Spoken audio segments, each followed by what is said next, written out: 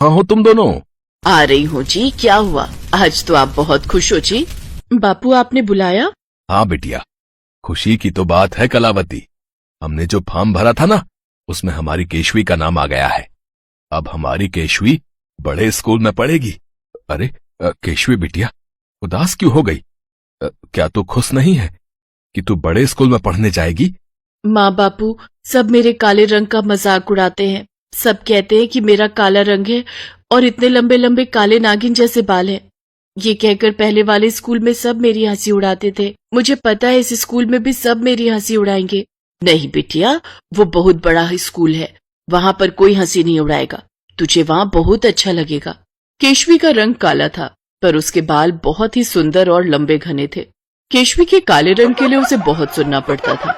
अब नए स्कूल में जाते हुए वो बहुत डर रही थी। रामदीन और कलावती के समझाने पर केशवी स्कूल चली जाती है। सब बच्चे और टीचर केशवी को घूर घूर कर देख रहे थे। केशवी अपनी क्लास में जाती है। उसे देखकर सब बच्चे जोर जोर से हंसने लगते हैं। अरे अरे भागो, देखो ये लड़की देखने में कितनी बदसूरत है। हाँ, इसका रंग कितना काला है और इसके लंबे बाल। ओह, ये तो कितनी डरावनी, बिल्कुल भूतनी लग रही है, भूतनी। क्लास के सब बच्चे केशवी को भूतनी भूतनी कहकर क्लास से बाहर भागने लगते हैं। केशवी का रोना निकल आता है। तभी उनकी क्लास टीचर आ जाती है और वो बच्चों को डांट कर बिठाती है। ये क्या शोर मचा रखा है? चलो अपनी अपनी सीट पर बैठो। और तुम लड़की, क्या नाम है तुम्हारा? जी वो मेरा नाम।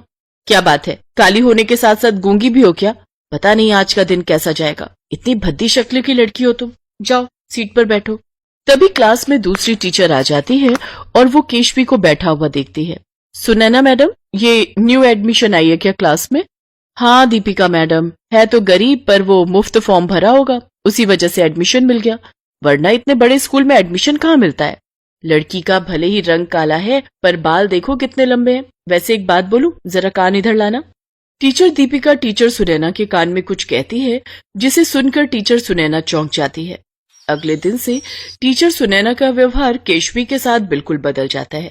केशवी बेटा, क्या तुम थोड़ी देर स्कूल में मेरी हेल्प के लिए रुक सकती हो? मेरी अलमारी बहुत फैली हुई है, मैं सोच रही थी समेट कर घर जाऊंगी। जी मैं रुक जाऊंगी, मुझे तो अच्छा लगेगा टीचर जी अगर मैं आपकी मदद करूं। टीचर सुनैना के कहने पर केशवी रुक जाती है। केशवी बेटा, तुम्हारे बाल बहुत सुंदर हैं, काश मेरे बाल भी इतने ही सुंदर होते। देखो मुझे बहुत सुंदर चुटियां बनानी आती है। तुम बैठो, मैं तुम्हारी सुंदर सी चुटियां बनाती हूँ। केशवी की खुशी का ठिकाना नहीं था।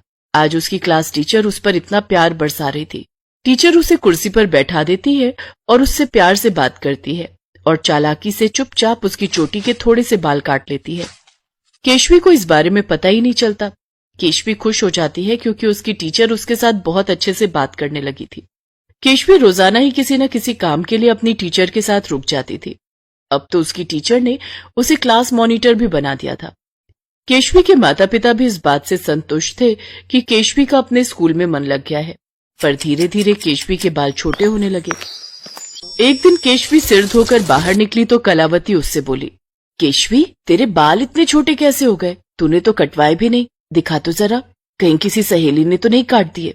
पता नहीं माँ, मैंने तो कोई बाल नहीं कटवाए, फिर छोटे कैसे हो गए मुझे नहीं पता। नहीं, किसी ने मेरे बाल नहीं काटे माँ। अरे कलावती, तुम भी बेकार में बच्ची को परेशान कर रही हो। अब उसका स्कूल में मन लगा है तो तुम इन बालों के पीछे पड़ जाओ। अरे बाल तो घर की खेती है, जब मर्जी बढ़ा लो, जब मर्जी कटवा लो, और फिर टूट भी तो जाते हैं मौसम के अनुसार। जा बिटिया जा, तू तैयार होकर स्कूल जा। कलावती भी ये सब बातें सोचकर चुप हो जाती है, पर टीचर सुनैना का लालच बढ़ता ही जा रहा था। एक दिन उसने बहाने से जब केशवी को रोका तो कुछ ज्यादा ही बाल काट दिए और केशवी की नजर कैंची पर पड़ गई। केशवी रोने लगी। मैम, आपने मेरे बाल काट दिए। इसका मतलब मेरे बाल तभी छोटे हो रहे थे क्योंकि आप रोजाना बहाने से मेरे बाल काटती थी। पर क्यों? मैं सबको बता दूंगी कि आपने ही मेरे बाल काटे हैं। तभी टीचर दीपिका भी वहीं आ जाती है। अरे मैडम सुनैना, इस लड़की की इतनी लंबी जुबान, ये तो हमारी पोल खोल देगी। अरे कैसे पोल खोल देगी मैडम दीपिका, ये जानती नहीं है हम कौन है। ए लड़की, अगर तूने किसी को भी इस बारे में कुछ भी बताया तो तुझे स्कूल से निकलवा दूंगी, समझी? और फिर तुझे किसी भी स्कूल में एडमिशन नहीं मिलेगा। चुपचाप हमें तेरे बाल काटने दे। केशवी घबरा जाती है, वो कुछ भी नहीं बोल पाती। वो रोती हुई एक सुनसान सड़क पर चलती जाती है। उसे खबर ही नहीं थी कि वो घर के रास्ते नहीं बल्कि जंगल के रास्ते पर चली गई है। वो एक पेड़ के नीचे बैठकर रोने लगती है। अब मैं क्या करूं? मेरी सारे बाल टीचर ने काट दिए। अगर मैंने किसी से कुछ भी कहा तो वो मुझे स्कूल से निकाल देगी। फिर माँ और बापू कितने दुखी होंगे। पर मेरे बाल अगर कट गए तो मैं बिल्कुल गंजी हो जाऊंगी। मैं क्या करूं? मुझे कुछ समझ नहीं आ रहा। कौन मेरी मदद करेगा? तभी वहां पर एक सुंदर सी परी प्रकट होती है। मैं तुम्हारी मदद करूंगी। मैं एक जादुई परी हूँ। मैं तो जंगल में भ्रमण कर रही थी, पर तुम्हारी रोने की आवाज सुनी तो मैं यहाँ आ गई। बोलो, तुम्हें क्या परेशानी है बेटी? केशवी उस परी को अपनी सारी दुख भरी बात बताती है। परी केशवी के सिर पर हाथ रखती है तो केशवी के बाल पहले जैसे लंबे और घने हो जाते हैं। ये देखकर केशवी बहुत खुश होती है, पर एकदम से उदास हो जाती है। उदास मत हो केशवी बेटा। अब जो भी तुम्हारे बाल काटने की कोशिश करेगा वो गंजा हो जाएगा, और जब तक वो सच्चाई नहीं बताएगा उसके बाल वापस नहीं आएंगे। यही सजा तुम्हारे बाल काटने वाले को मिलेगी। अब तो खुश हो ना? आप कितनी अच्छी हो परी माँ। तुम भी तो बहुत प्यारी बच्ची हो केशवी। चलो अब मैं चलती हूँ। मुझे अपने परीलोक रात होने से पहले लौटना है। इतना कहकर परी अदृश्य हो जाती है और केशवी खुशी खुशी घर आ जाती है। अगले दिन केशवी के लंबे बाल देखकर टीचर सुनैना हैरान रह जाती है। वो तो पूरी लालच से भर जाती है और सबके जाने के बाद जैसे ही टीचर सुनैना केशवी के बाल काटने लगती है, केशवी के बाल तो नहीं कटते पर टीचर सुनैना पूरी गंजी हो जाती है। टीचर दीपिका ने भी टीचर सुनैना का साथ दिया था, इसलिए वो भी गंजी हो जाती है। मैं गंजी कैसे हो गई दीपिका मैडम? आप भी गंजी हो गई। हम दोनों गंजे हो गए। ये कैसे हुआ?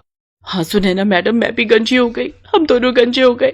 अब हम दोनों इस क्लास से बाहर कैसे जाएंगे? सब हमारी हंसी उड़ाएंगे। हमारे बाल कहाँ चले गए?